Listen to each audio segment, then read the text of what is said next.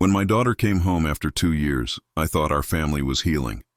But the look in her eyes told me something had changed, something I couldn't fix. And when she finally told me why she'd stayed away all this time, I realized I wasn't the victim I'd been pretending to be. Before I tell you how it all fell apart, make sure to subscribe.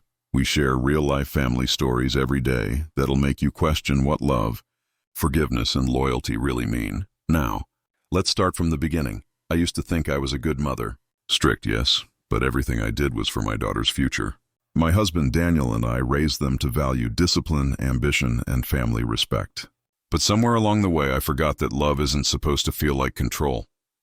My older daughter Emily was the golden child. Straight A's, music competitions, debate club. The younger one, Sarah, was more free-spirited. She loved art, messy rooms, and spending hours painting by the window instead of studying. Daniel and I often joked that she'd grow out of it. I wish we hadn't.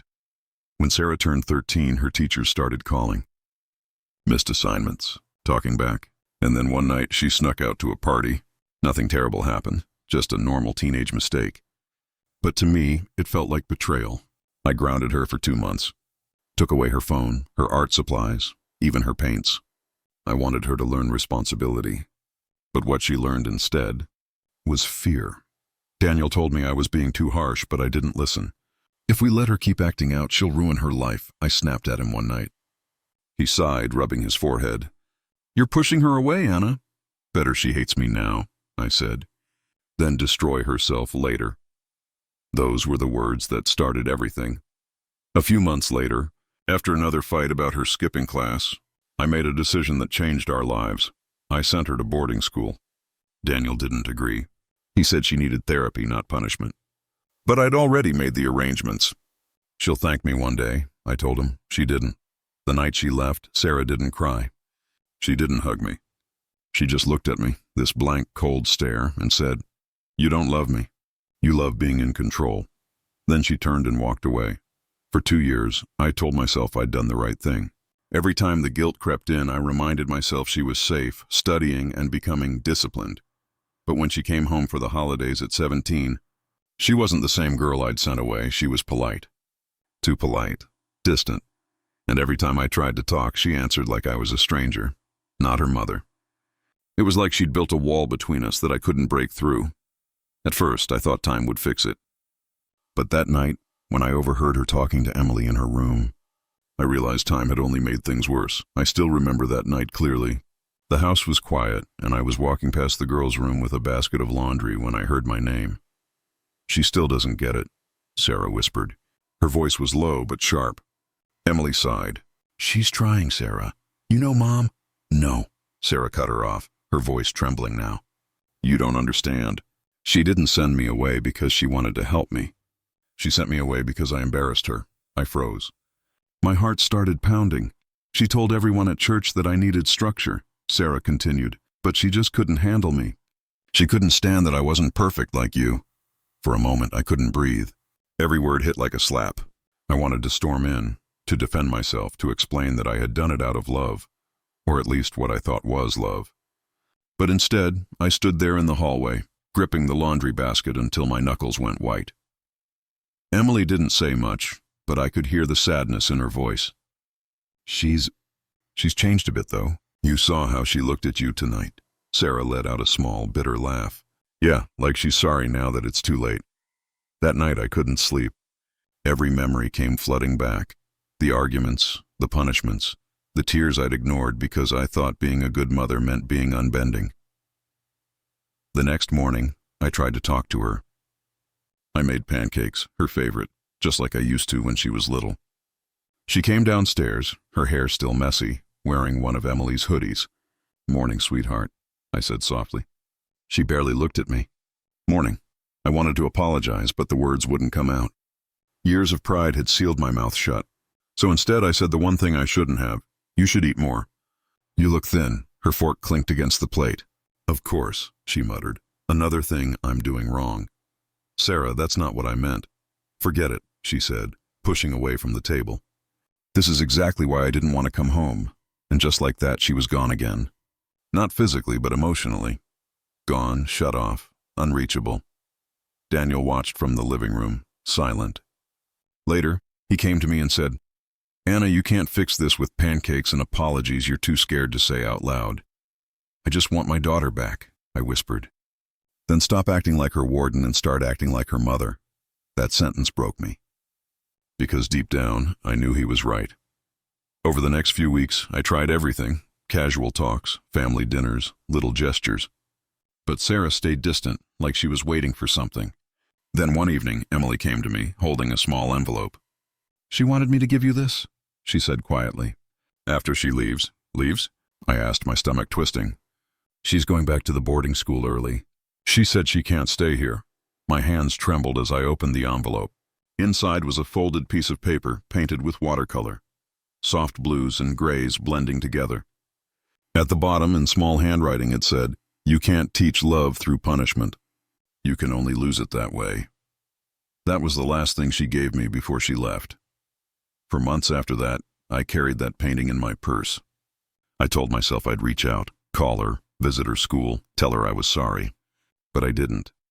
Not because I didn't want to, but because I didn't know how. And when tragedy finally forced her back home again, I realized how late too late can really be. It happened one rainy Thursday night. Daniel's phone rang while we were finishing dinner. He frowned at the screen, then his face drained of color. "What is it?" I asked, my stomach already tightening. "It's the school," he said, voice barely a whisper. "There's been an accident." The rest of the night was a blur. The drive felt endless, headlights cutting through the rain, my heart pounding so hard it drowned out every sound. I prayed the whole way there, begging for it to be nothing serious. But when we reached the hospital, and I saw my daughter lying pale and unconscious in that sterile white bed, every ounce of air left my lungs.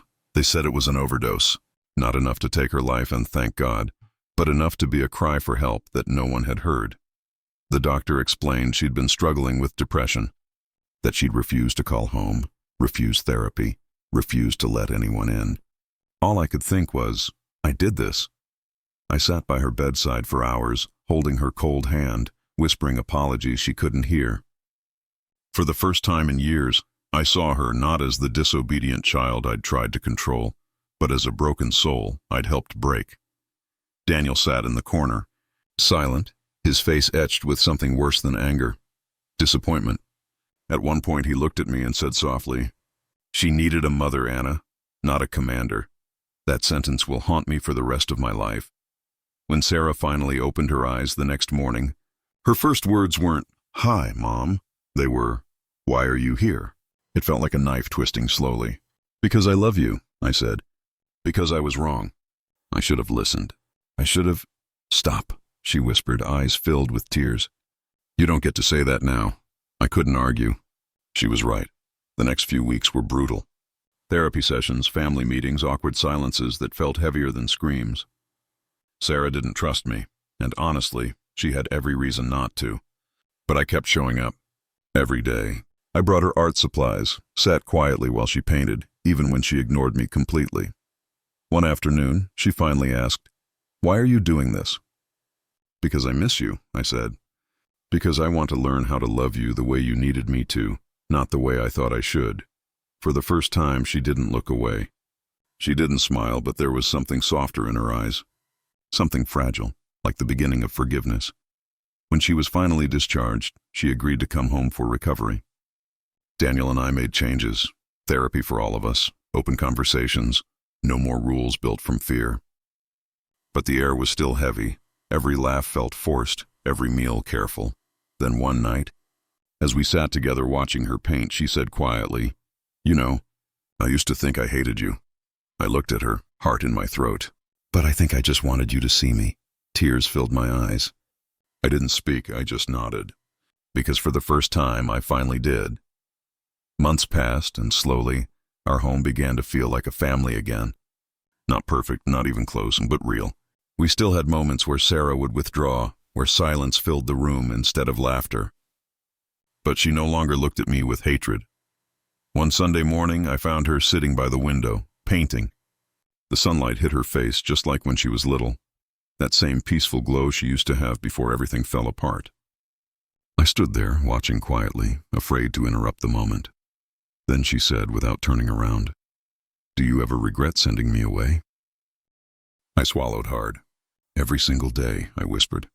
I thought I was protecting you, but I was protecting my own image and not you. She finally looked at me.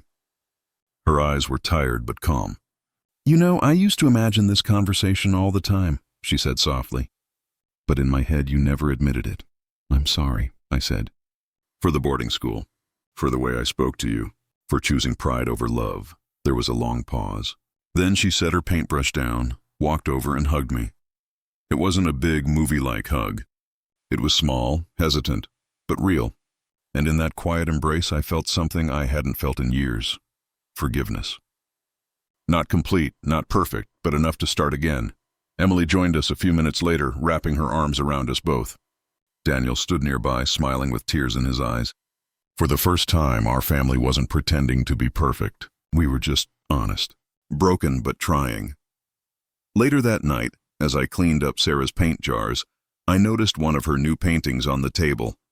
It showed a woman holding a small girl's hand, both standing in a storm, their faces turned toward the light. At the bottom, she'd written one simple line. Love doesn't mean control. It means staying, even when it hurts. I don't think I'll ever fully forgive myself for what I did, but maybe forgiveness isn't a finish line. Maybe it's a daily choice. Every morning now, I remind myself of that painting. And every time I see my daughters laughing together, I thank God that somehow, despite all my mistakes, I still got the chance to make things right. If you've ever lost someone because of your own pride, don't wait for the right time to fix it. There isn't one. Say what you need to say now. Love them now. Because sometimes, too late, comes faster than you think. If this story touched you, don't forget to subscribe for more real-life stories about love, family, and redemption. Every story reminds us that even broken hearts can find their way back home.